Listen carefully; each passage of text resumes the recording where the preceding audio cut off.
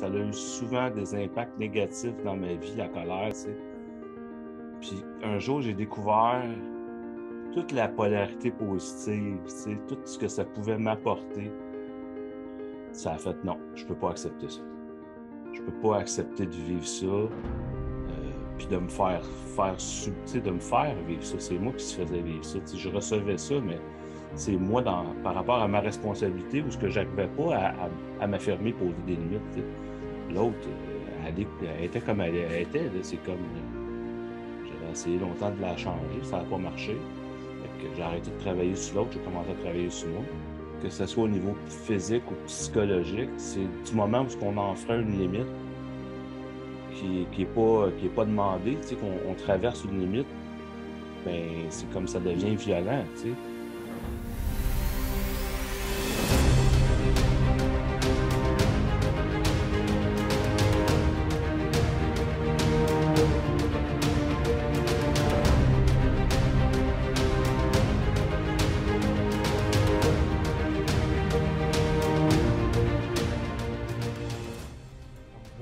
Bonjour tout le monde, bienvenue sur la page de Courageusement Humain.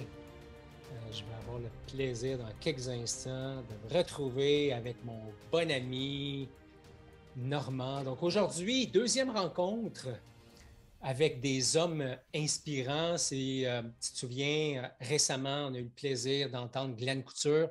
D'ailleurs, cette conversation-là, ce dialogue authentique-là, parce que ce n'est pas une entrevue qu'on fait, c'est vraiment un échange, un dialogue authentique, exactement comme on le fait dans notre communauté, la communauté Courageusement Humain. Donc, on prend le temps de s'écouter, de s'entendre, de relancer sur ce qu'on entend, etc. Donc, première rencontre la semaine dernière avec mon ami Glenn Couture sur l'homme et la maladie. Et aujourd'hui, on va parler de l'homme et de la colère. Et on va aussi parler un peu de la violence avec mon ami Normand. Salut Normand, bienvenue sur la page de Courageusement Humain. Salut Ghislain, un plaisir d'être là. Vraiment. Génial. Écoute, je suis vraiment content de te croiser. Puis aujourd'hui, on va parler de l'homme, on va parler de la violence, on va parler de la colère. Si jamais vous avez des questions pour Normand ou même pour moi, n'hésitez pas, vous pouvez les mettre dans les commentaires. Je vais m'assurer d'aller faire un tour et de faire le lien et de ramener ça à notre conscience pour qu'on puisse échanger. Normand, toi aussi, je pense que c'est dans ta pratique. On aime ça, prendre le temps de se connecter puis d'échanger sur t'arrives avec quoi, qu'est-ce qui est vivant pour toi. Fait que j'ai envie de commencer avec ça, si tu veux bien, Normand. Qu'est-ce qui est vivant pour toi là, maintenant? 4h02?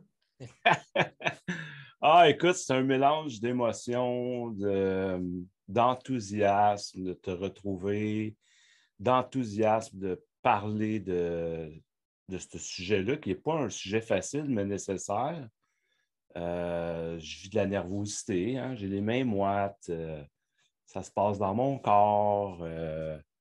Fait que, écoute, un mélange de bonnes émotions. Tu sais, il n'y a rien de négatif de te retrouver puis de faire ça avec toi aujourd'hui, puis parler, avoir une discussion courageusement humaine avec ta communauté, puis surtout de parler de ce sujet-là tu sais, qui m'anime depuis plusieurs années, dont j'en ai fait ma spécialité. Fait que très content d'être là.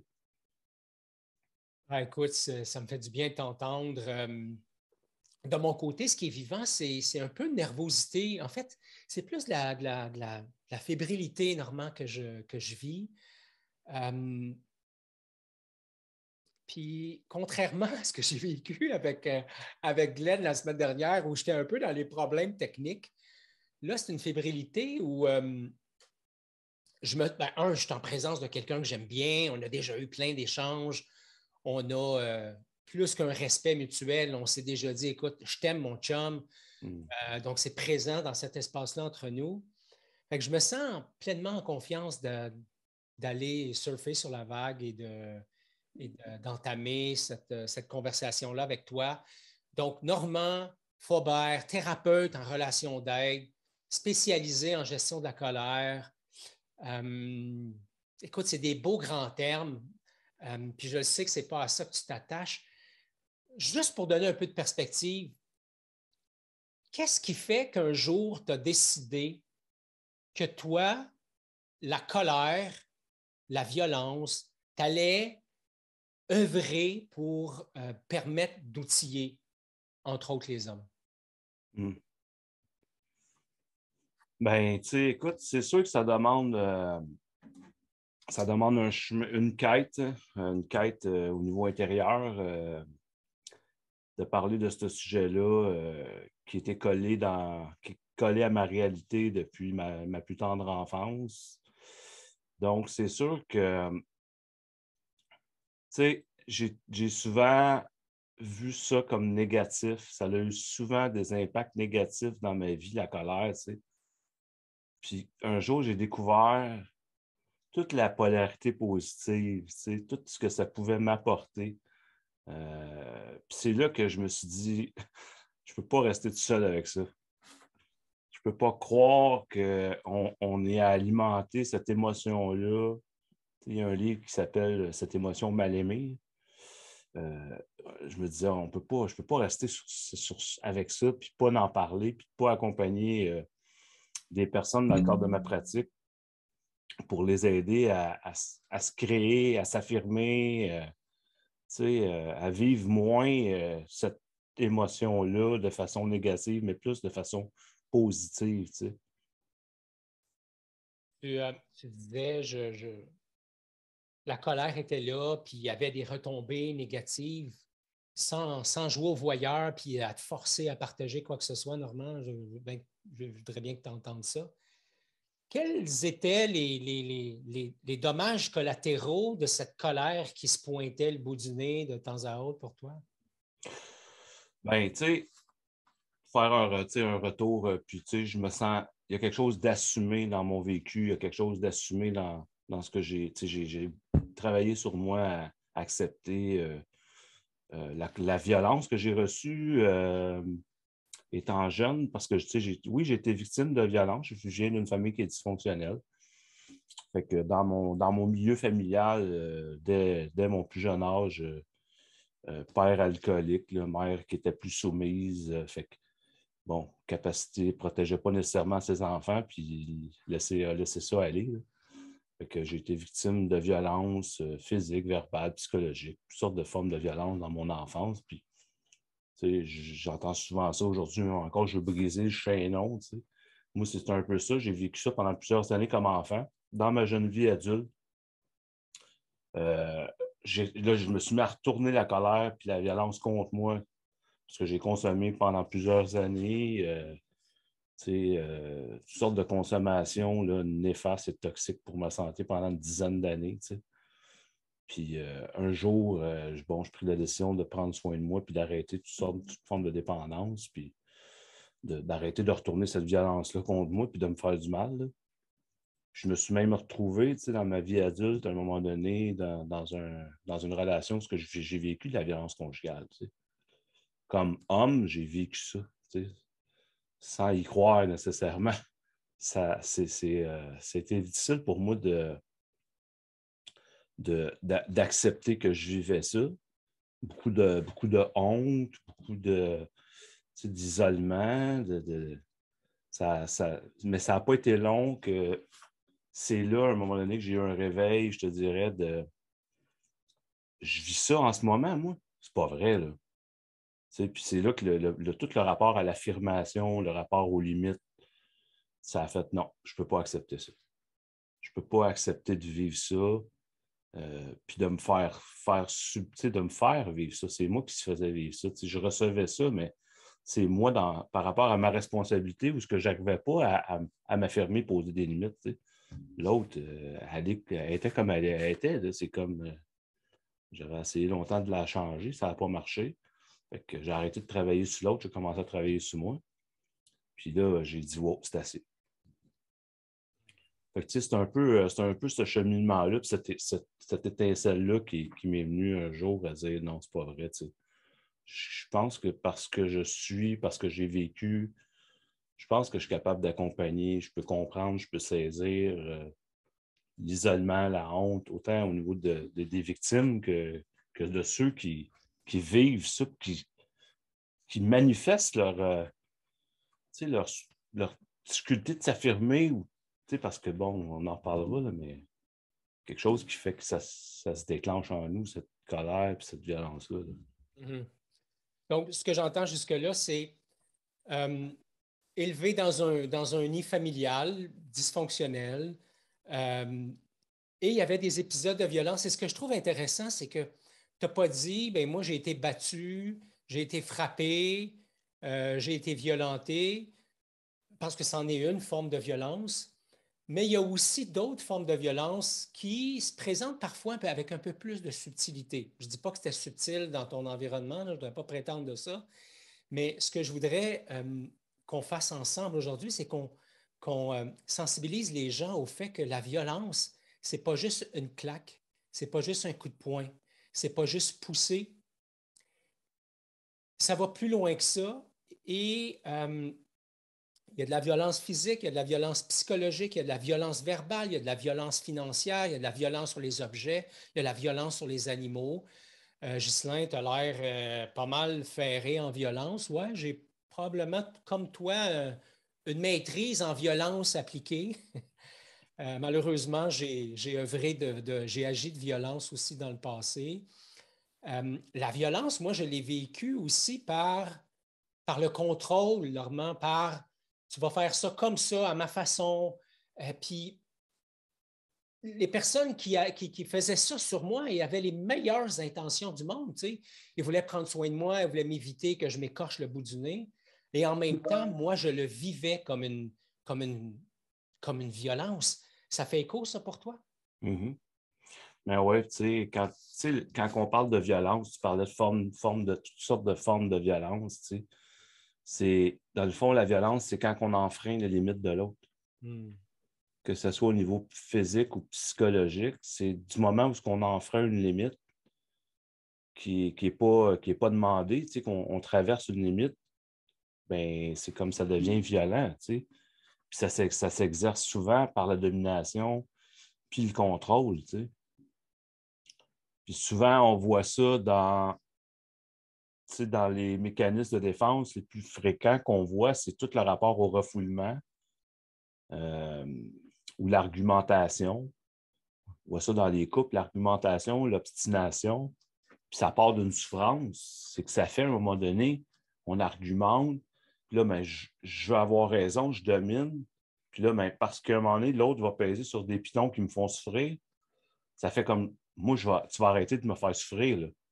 Là, mais je vais vouloir te fermer, là, je vais vouloir prendre le contrôle, puis je vais vouloir t'envahir, puis te dominer pour que tu arrêtes de me faire souffrir. Fait qu'on passe par l'autre pour arrêter de souffrir. Exactement. Ouais, puis en fait, la question que j'allais te poser, c'est quoi la violence? Puis tu l'as si bien expliqué. En fait, simplement expliqué en disant la violence, c'est dès que je traverse la limite. T'enfreins la limite de l'autre. Exactement. Et ce que je trouve intéressant, euh, c'est comment dans les gens que j'accompagne, autant dans la communauté courageusement humain que sur le marché du travail, à accompagner des équipes en crise, des nouvelles équipes projets, etc. Ce que je constate, c'est à quel point il y a un manque de conscience. Et là, ce n'est pas une roche que je lance, c'est plus un constat. J'espère que ça ne sonne pas trop dur. Mais ce que j'observe, c'est un manque de conscience de mes propres limites. Et moi, j'aime parler de ces limites-là comme étant des frontières, Normand, parce que la métaphore que j'utilise, c'est pour entrer au Canada, ça te prend un passeport et il faut que tu correspondes à certains paramètres, à certaines règles. Bien, pour entrer sur mon territoire, ça prend un passeport. Et là, on ne parle pas du passeport sanitaire, évidemment, de la passe sanitaire, on n'embarquera pas là-dedans. Mais j'aime faire référence à ça parce que la frontière, pour moi, c'est bidirectionnel. C'est pas juste qu'est-ce que je suis prêt à tolérer, mais c'est ce que toi, tu es prêt à tolérer et ce qu'on est prêt à tolérer ensemble. Puis, tolérer, c'est pas le mot adéquat, mais qu'est-ce que j'ai envie de vivre, qu'est-ce que tu as envie de vivre et qu'est-ce qu'on a envie de vivre ensemble. Ben oui. Oui, puis tes frontières, c'est tes frontières à toi. Tu vas établir tes frontières et tes limites à partir de ce que tu es construit, tu sais. Je prends la notion des valeurs. sais, si toi, les valeurs de respect sont importantes, puis, tu sais, on va te dire des mots, puis toi, tu n'accepteras pas ça, mais ta limite, elle va être là. À un moment donné, tu vas dire, non, écoute, moi, je n'accepte pas de me faire parler comme ça, ou je n'accepte pas de me faire traiter comme ça. Ces mots-là, je ne les accepte pas. Tu sais, à un moment donné, ça devient, ça, c'est toi, par rapport à tes valeurs. Tu sais, si je prends moi par rapport à mes zones sensibles, bien, qu'est-ce qui est violent pour moi au niveau, parce qu'on a tous des zones sensibles, des espaces en dedans de nous qui font qu'on a été blessé, qu'on porte notre baluchon à nous, qui fait que moi, je vais être hyper sensible à l'envahissement. J'ai été agressé. Tu sais, j'ai subi une agression, tu sais, tantôt. Moi, j'ai vécu de la violence physique. Fait que j'ai été agressé dans mon corps. Fait que moi, j'ai une sensibilité à l'envahissement. Donc, l'envahissement de mes différents territoires, que ce soit physique, géographique, bien, si mes limites vont venir beaucoup plus rapidement que tes limites à toi. Si toi, tu n'as pas cette sensibilité-là à l'envahissement, tu sais. Ouais, puis en fait, ce que ça fait résonner en moi, Normand, quand je t'entends dire ça, c'est comment on peut se retrouver par moments coincé dans une conversation cul-de-sac où j'arrive pas à comprendre pourquoi toi, tu es frustré de ça, pourquoi toi, tu te sens comme ça dans telle situation. Parce que moi, je me sens pas de même. C'est quoi ton problème? Il me semble que. Et ce que tu dis, c'est que dans le fond, c'est là toute l'importance d'accueillir la différence. C'est Tout que à fait. la présence de la violence, la présence de la colère nous indique qu'il y a quelque chose. Puis j'ai envie de t'amener sur ce, sur ce terrain-là. Avant d'en être de la violence, il peut émerger chez quelqu'un des émotions. Une de ces émotions-là, c'est la colère. J'aimerais ça que tu nous en parles. À quoi ça sert la colère selon toi? Et ouais, partons avec ça. À quoi ça sert? Bien, tu sais, je suis content que tu m'amènes là parce que moi, là, souvent dans mon bureau, là, les gens y arrivent et ils me disent là, ma femme m'a dit que j'étais violent, puis elle me dit que je suis agressif, puis tu sais, sa femme a une sensibilité à ça. Puis c'est un homme de 6 pieds 5, 240, puis il lève le ton. Mm. Moi, je l'écoute parler, puis je me dis, hey boy, OK, je vois pas ça. Tu sais, moi, la manière que tu m'en parles, en tout cas, si c'est comme ça chez vous. Fait que, tu sais, il y a tout le rapport. La colère, c'est une émotion. Je veux faire la distinction très claire entre la colère, l'agressivité, l'agression et la violence, parce qu'il y en a une importante. Tu sais. La colère, c'est une émotion. L'agressivité, c'est une pulsion. Donc, c'est une adrénaline qui se crée dans le corps. Puis l'agression, c'est une agressivité mal gérée qui t'amène vers l'agression puis qui t'amène vers la violence. Fait tu vois qu'il y a comme des niveaux. Là. La colère, tristesse, joie, peine, dégoût, colère, c'est une émotion de base qui se vit dans le corps. Si on apprend à gérer, si on apprend à identifier comment ça se manifeste pour nous, en passant par le corps, la tristesse, hein? La tristesse, la peine, des larmes, facile. Hein? Souvent, c'est peut-être pas ça, mais ça peut être ça. La colère, ça se manifeste comment? T'sais? Moi, c'est des poings qui se serrent, les mâchoires se barrent, les oreilles, le bout des oreilles vient chaud. Moi, c'est ça. Moi, c'est ça, mon signe. Moi, je sais que là, il se passe quelque chose. C'est ça que j'écoute. C'est ça que je dois commencer par écouter. Qu'est-ce qui se passe pour moi? T'sais? Puis là, après ça, un coup que ça passe par le corps, mais c'est de voir les déclencheurs. Il y en a 5 majoritairement que je peux te nommer rapidement. Là. J'en ai parlé, l'envahissement du ou des territoires, des différents territoires qu'on peut avoir. La frustration des besoins. Si on a des besoins qui sont frustrés, ça peut nous mettre en colère.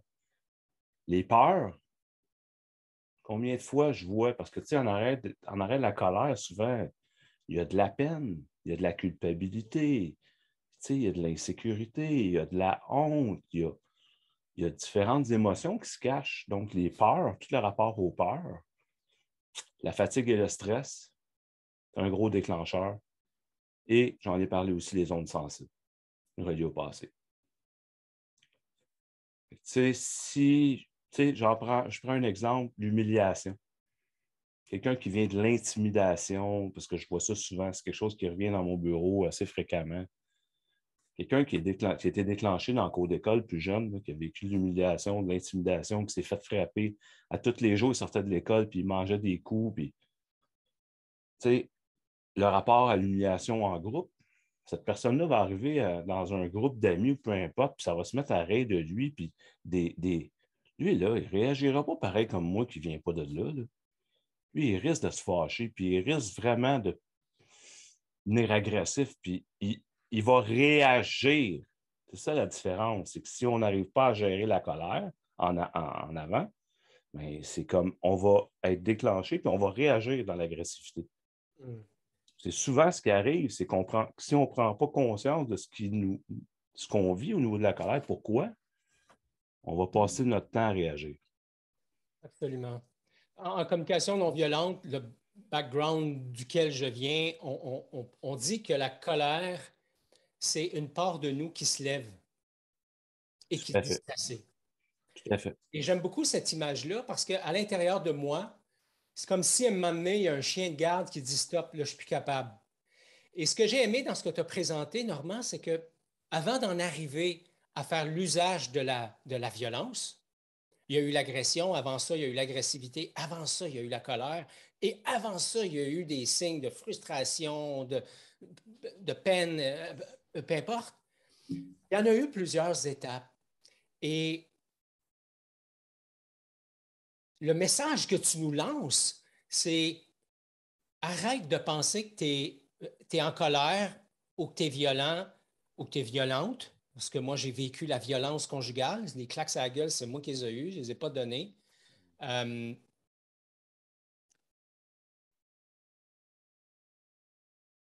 alors, arrête de penser que c'est la faute de l'autre. Commence à regarder chez toi ce qui se passe. Parce que si pour une même situation, il peut y avoir une foule de réactions possibles en fonction du nombre de personnes, ça veut donc dire que moi, je pourrais faire des choix différents.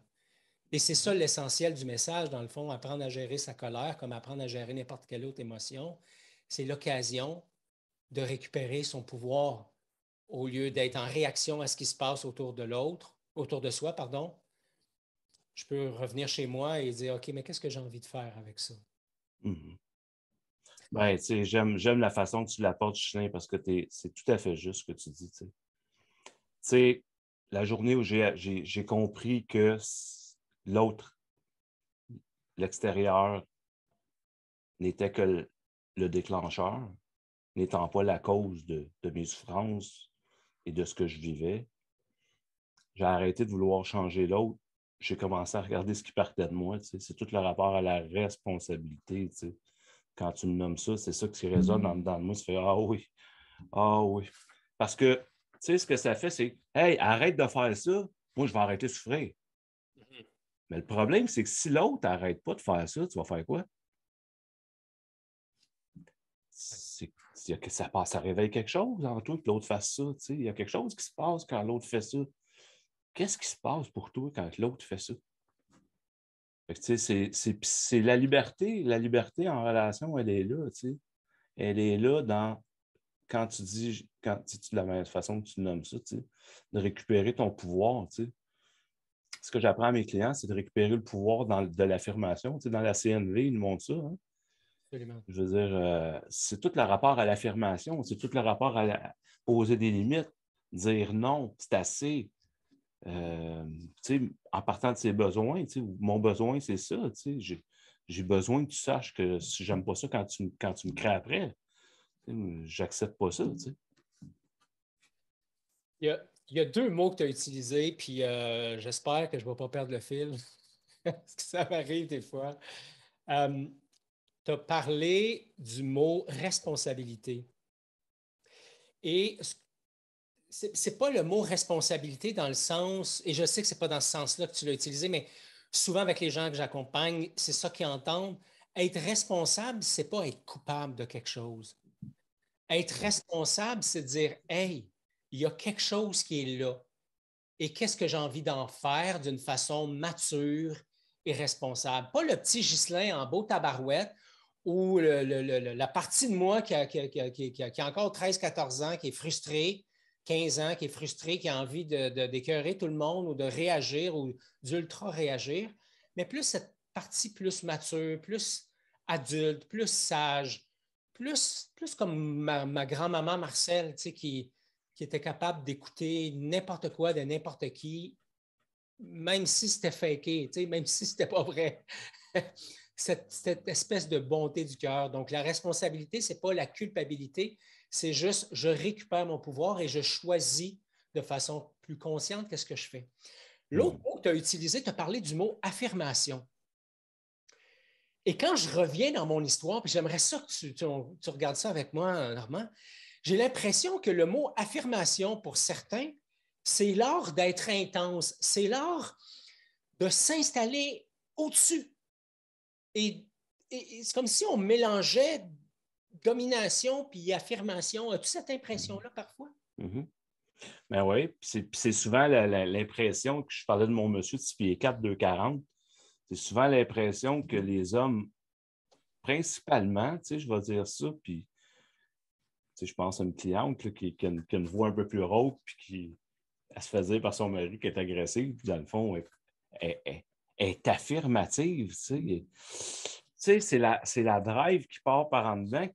Moi, lever le ton, je ne suis pas agressif. Je m'affirme. Je suis un gars. C'est sûr que le fait de s'affirmer étant un homme, on ne part pas de la même place. Puis ça fait partie de nos différences, hommes-femmes, mais je veux dire, on ne part pas de la même place dans ce qu'on est, dans ce qu'on projette, dans ce qu'on dégage, dans ce qu'on amène. C'est de voir, oui, ça peut être relié à ça, mais la forme de la domination, c'est de vouloir écraser l'autre, se supérioriser, prendre du contrôle. C'est de voir de où je pars intérieurement. Si je pars de faire ça, bien là, oui, je suis dans la domination, mais si je pars de faire valoir un point, de poser une limite, de dire non, c'est assez, je veux dire, c'est ça l'affirmation. Puis, je vais faire juste rapidement revenir sur la responsabilité, Ghislain. La responsabilité, c'est pas payer son compte d'hydro, là, on s'entend. On s'entend. J'ai un baluchon que je porte. On va rester avec. On va mourir avec mon baluchon, Mes parents, ce qu'ils m'ont fait, là, je ne le changerai pas. Ce que j'ai vécu dans mon passé, là, je ne le changerai pas. Colette Portelance a dit l'important, ce n'est pas ce que tu as vécu, c'est ton passé. Sers-toi-en pour te créer aujourd'hui. Qu'est-ce que tu fais avec aujourd'hui ce que tu portes? As-tu besoin de faire la paix? As-tu besoin d'accepter? As-tu besoin de pardonner à d'autres? C'est tout un rapport à ça. Là. La responsabilité, c'est ce que je porte qui m'appartient. Puis l'autre, il a son bas-sac. Absolument. Dans le fond, on est deux êtres. Mettons qu'on prend la relation amoureuse là, pour parler de celle-là, mais ça pourrait être la même chose. Moi, je le vis en accompagnant des couples et je le vis en accompagnant des équipes où je vois deux individus ou en fait un groupe d'individus qui arrivent tous avec leur baluchon et qui, pour une grande majorité, puis ce n'est pas un jugement, ils n'en sont pas conscients de ce qu'il y a à l'intérieur de ça. Et ce qui fait que, ben, ce que tu disais si bien tantôt, c'est que, ben, moi, mes ondes de sensibilité ne sont pas les mêmes. Ça fait en sorte que si je m'attends à ce que les autres se comportent comme moi, je me comporterais parce que selon mes valeurs, selon ma logique, ça devrait être ça le gros bon sens. Déjà, on part un peu handicapé tout le monde. Écoute, je regarde l'heure. Je voudrais absolument discuter d'un sujet avec toi, puis ben, c'est le sujet des féminicides.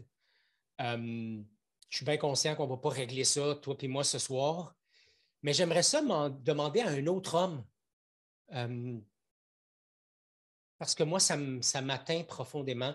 J'ai perdu le décompte, là, mais récemment, on était à 17. Est-ce qu'on est encore, est-ce que ça a augmenté encore récemment? mais tout près d'une vingtaine de féminicides au Québec. Toi, comme homme, Normand, tu vis ça comment? Tu sais, premièrement, je suis tout le temps bouleversé. Toutes les fois que j'entends qu'une femme était victime de féminicide, ça m'arrache le cœur. Je peux pas, j'ai de la difficulté, c'est dur pour moi de comprendre, mais je sais que c'est la souffrance qui amène là, mais ça me heurte tout le temps. Chaque fois que je vois ça, je me dis, Caroline, pas un autre, pas un autre qui a vécu, qui a subi cette violence-là, puis qui n'a pas eu la chance de s'en sortir ou de s'évader ou de poser des limites, ou peu importe, là, il y a toutes les raisons. Toutes les raisons sont là pour. Puis, tu sais, je ne peux pas m'empêcher non plus de penser à l'homme qui souffre. À l'homme qui souffre, puis qui n'a pas su demander de l'aide, qui n'a pas su dire un jour, j'en ai assez, je veux briser la chaîne, je viens de là, je veux arrêter de reproduire ça, C'est ça qui monte quand j'entends ça. Maintenant, je ne peux pas faire autrement non plus, je viens de te dire que depuis un an, beaucoup d'hommes demandent de l'aide. Puis, ça me touche de te le dire. Ça me touche de te le dire parce que ça prend beaucoup d'humilité pour se dénoncer dans cet espace-là. Souvent, les hommes vivent de la honte, de la culpabilité, la peur de perdre. Il y a comme tout le rapport à la souffrance, qu'ils sont en train de se dénoncer et de se montrer tels qu'ils sont, puis de dire, regarde, j'ai besoin d'aide. Je ne veux pas me rendre au féminicide. Tu peux-tu m'aider? Puis je ne te parle pas d'hommes qui m'appellent Wine Arm, comment ça va? House the Bird. Là. Je te parle d'hommes en détresse, en sanglots, qui demandent de l'aide. On ne voyait pas ça. Fait que ça, pour moi, ça m'attriste de voir les féminicides. En même temps, je vois qu'il y a quelque chose qui est en train de se transformer au niveau de la capacité des hommes de se prendre en main et d'aller chercher de l'aide pour s'occuper d'eux autres, malgré le peu de ressources. J'ai besoin de le dire parce que il y a peu de ressources pour les hommes encore aujourd'hui. Là. Moi, j'en réfère du monde, puis j'en cherche des ressources, puis il n'y en a pas beaucoup. Ouais, d'accord avec toi. Le féminicide, pour moi, ça. J'ai l'impression physiquement que ça me scie une jambe à chaque fois que ça se passe.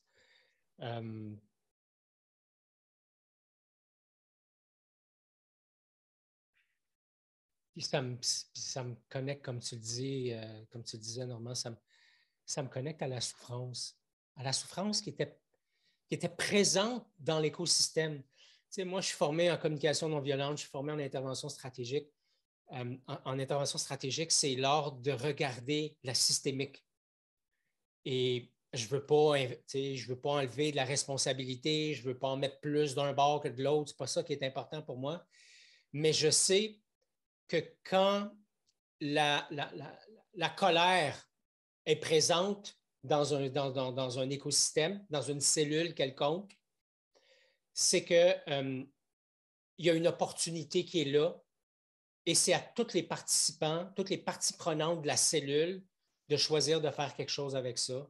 Malheureusement, souvent, il y a une incapacité autant d'un côté que de l'autre, autant chez l'homme que chez la femme, que chez l'entourage, que chez les enfants, que chez les collègues, que chez les autres amis, hommes ou femmes. Et ce manque, j'hésite entre le mot connaissance et compétence, mais dans mon expérience, Normand, c'est un manque de compétences. Nous avons comme société un manque de compétences pour parler de comment on se sent et de nommer ce qui est vivant à l'intérieur de soi. Et ouais, ça m'interpelle ce que tu dis. Et actuellement, chez Courageusement Humain, on accompagne un groupe d'hommes et de femmes et c'est magnifique. C'est la première fois que je vis ça où c'est 50-50. Pendant des années, pendant 10 ans, 15 ans, c'était une représentation à moins d'un tiers d'hommes, puis 2 tiers et des fois un peu plus de femmes. Donc, comme tu le dis, c'est vraiment rafraîchissant de... Ouais, puis, tu sais, Ghislain, il faut arrêter de judiciariser, là. Tu sais, faut vraiment regarder ça en face puis dire, OK, parce que le processus mis en place, c'est normal, on protège les enfants et la femme, là, mais tu sais, il y a violence conjugale, on sort l'homme parce que c'est l'homme qui a sorti du milieu familial, parce qu'il est plus fort, puis c'est lui qui est plus à danger, qui peut dominer, puis il peut prendre. Tu comprends? Mais ce qu'on fait, c'est qu'on le judiciarise. On ne dit pas, on l'amène pas vers des ressources qui s'occupent de son problème. On l'amène par rapport à la judiciarisation, puis là, ben, on le perd, tu sais. Fait que moi, c'est ça que j'espère qu'il change au cours des prochaines années, que cette conscience sociale-là nous amène à dire, bien, écoutons, prenons soin prenons soin des hommes, prenons soin de nos hommes, prenons soin de nos hommes pour qu'ils prennent mieux soin de nos femmes et de nos enfants, tu sais, pour qu'on en vienne à plus vivre ça, tu sais. Mais oui, c'est tout le système de la famille, comme tu parles, là, tu sais. Fait que c'est mon plus grand souhait, c'est ça, tu sais, qu'on élève ce niveau de conscience-là, puis c'est vrai que les hommes, moi, je suis dans un groupe de formation en ce moment, puis on est moitié-moitié, hommes-femmes. Tu sais, puis j'écoute, je fais des formations en des années 90, puis j'étais tout seul de gars avec 30 femmes, ce qui était quand même plaisant, mais aujourd'hui, il y a plus d'équilibre entre les hommes et les femmes, puis la recherche une plus grande connaissance de soi, je te dirais, au niveau des hommes. Ça, c'est le fun de voir ça. Normand, j'aimerais ça qu'on se tourne un peu vers outiller. Parce que Courageusement humain a comme objectif, un peu comme tu le mentionnais, ce qu'on se dit chez nous, c'est être courageusement humain, c'est avoir le courage de se rencontrer soi-même et d'oser être en relation avec le beau et le moins beau, donc avec la lumière et l'ombre, en utilisant la même tendresse. Pour arriver à faire ça, c'est important que j'arrive à faire la paix. Qu'est-ce qu'on pourrait donner comme quelques moyens, quelques étapes à ceux et celles qui nous regardent pour dire quel pourrait être le chemin pour faire la paix dans le but de faire une gestion plus responsable et surtout plus efficace, plus consciente, plus mature des différentes situations dans lesquelles on se retrouve? Tu sais, je vais avoir une réponse plate, là. il y a un processus.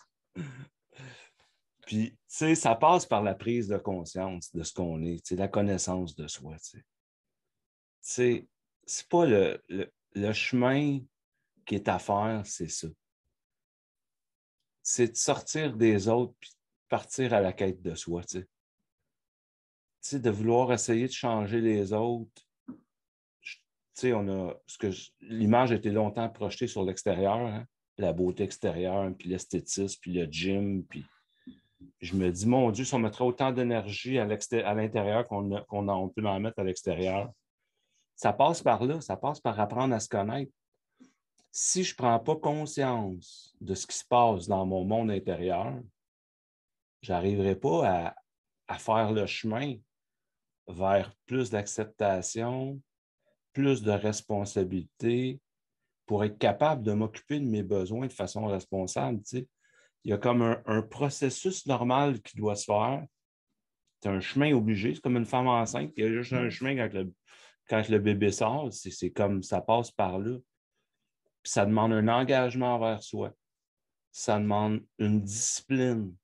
Ça demande d'avoir assez d'amour de soi pour prendre soin de soi, pour mieux prendre soin des autres. Tu sais, c'est pour avoir des relations satisfaisantes, je l'écris sur avoir des relations satisfaisantes, c'est d'abord être en relation avec soi. Exactement.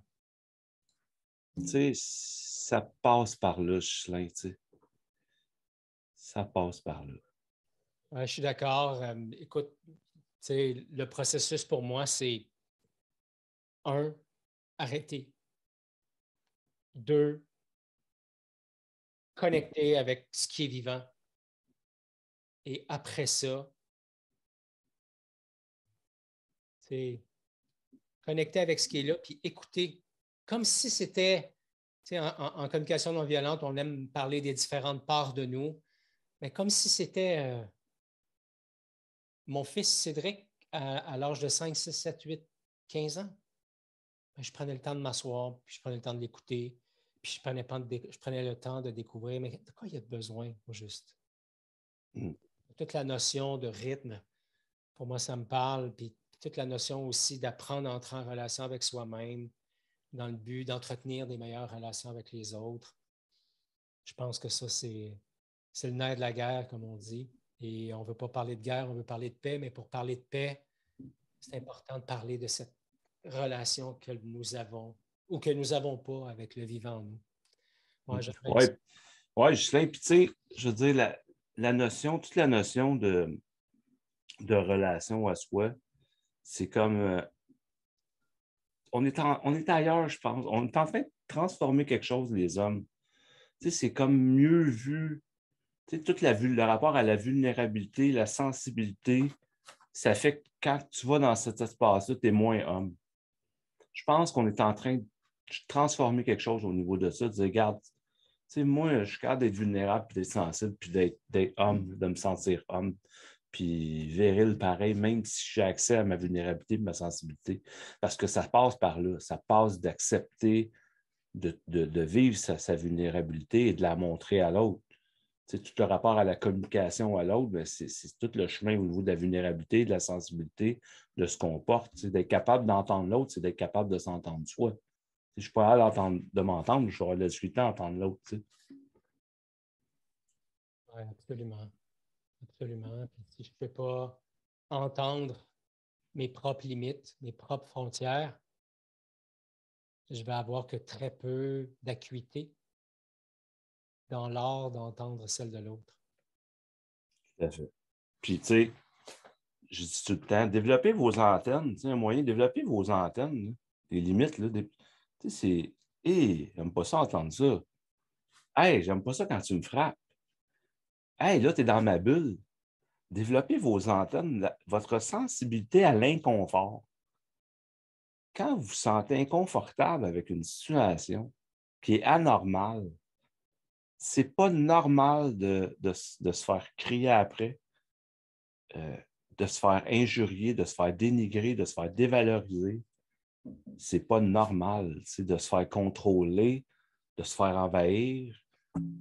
Fait que je vous dirais, la première affaire, développez vos antennes pour voir qu'est-ce qui est normal, pas normal pour vous, acceptable, inacceptable pour vous, pour être en mesure éventuellement de dire non, ça c'est inacceptable.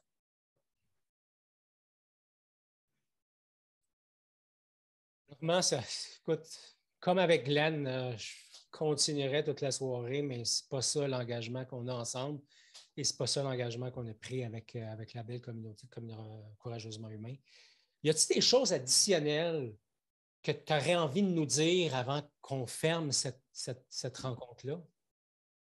Écoute, moi, là, ce que je souhaite, mon plus grand souhait, c'est que les gens qui nous écoutent, qui puissent faire la paix avec leur colère, tu sais, qui puissent voir la polarité constructive de la colère, la polarité constructive de l'agressivité, qui puissent se servir de ça pour se créer et pas se détruire.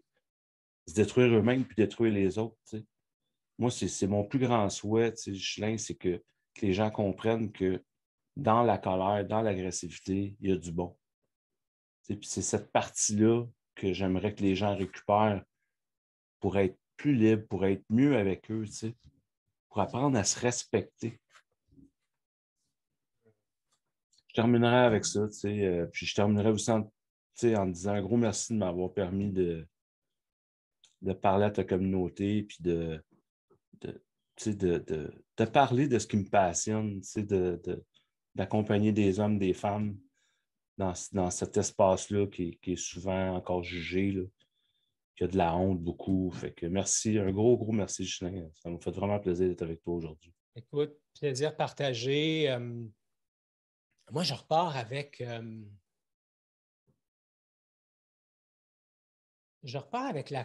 la conscience que ma colère, c'est mon allié. Mm. Je repars avec la conscience que la colère, c'est mon allié et que grâce à elle, j'ai aussi fait des grandes choses dans ma vie. Je n'ai pas juste fait des trous dans les murs. J'en ai fait quand j'étais plus jeune, mais il y a des choses que j'ai fait grâce à ma colère que j'ai choisi de canaliser et d'extérioriser autrement que par l'agressivité, l'agression et la violence, comme tu nous parlais tantôt. Normand, en t'écoutant tantôt, j'ai préparé une petite conclusion à la courageusement humain. Je vais juste prendre le temps de te lire ça et de lire ça à tous ceux et celles qui nous écoutent. Alors, ça va comme suit. Oser sa colère sans trop savoir comment m'y prendre. Me sentir honteux par moments, isolé, coupable même à d'autres moments, pour prendre conscience que la colère, c'est une énergie divine. Une émotion qui me dit que quelque chose en moi a besoin d'être écouté, a besoin d'être accueilli, a besoin d'être légitimé. Vivre sa colère, c'est toucher à son pouvoir créatif. Et ça aussi, c'est être courageusement humain. Mon ami, merci d'avoir été là et quel plaisir de t'en côtoyer encore une fois. Un plaisir pour moi, plaisir partagé, Ghislain. Merci. Génial. Merci à vous tous d'avoir été là avec nous autres. Si vous écoutez ça en rediffusion, vous avez des questions, juste peut-être mettre un dièse rediffusion ou dièse replay avec vos commentaires, avec vos questions. Normand et moi, ça nous fera plaisir de passer sur la conversation et de répondre et de vous saluer et de vous dire merci. Merci d'avoir été là. Salut tout le monde. Bye bye.